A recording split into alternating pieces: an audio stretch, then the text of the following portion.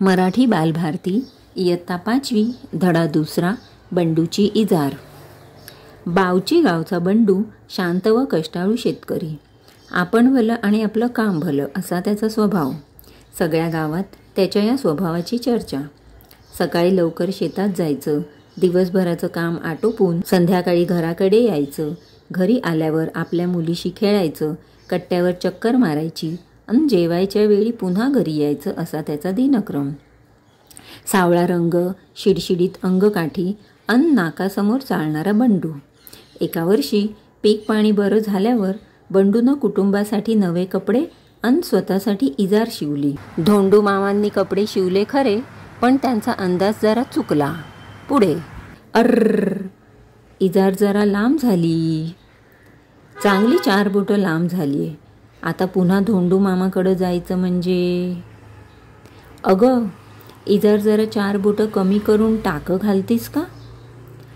औ, सकाळी सकाळी आणि काय हे, जेवण बनवायचंय, नीताच्या शाळेत जायचंय, मला नाही जमणार। सुबे, इजार जरा 4 बोटं कापून टाकं घालतीस का? नाही दादा, मला केवढा अभ्यास पडलाय, आता कॉलेजची वेळ होईल, तू आईला सांग की। आई, ए आई, इजार जरा 4 बोटं कापून टाकं घालतीस का? ठेव तिकडं तुझी इजार, हिथं वैरण कापून कापून माझ्या हाताचं तुकडं पडल्यात। आईने इजार एका कोनाड्यात फेकली। बंडू हिरमुसला होऊन शेताकडे गेला। सकाळीच इजार दुरुस्त कराय पाहिजे होती। बंडूची बायको इजारीचे पाय कापते अन दुमडून टाके घालते। आपला भाऊ किती राबतो, कष्ट करून मला कॉलेजला पाठवतो, मी दादाचं इतकंही काम करू नये? बंडूची बहीण इजारीचे पाय कापते, दुमडून टाके घालते। उगा खेकसले पोरावर, एवढा राब राब राबतोय पोरगा।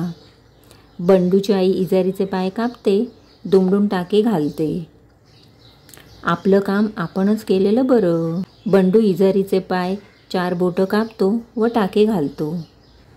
आ, सगळेच आश्चर्याने पाहतात। मी इजार 4 बोटं कापली, मी पण। अगं बया, मी पण इजार 4 बोटं कापली, 4 बोटं कापली, अन मी पण। चौघेही खळखळून हसतात।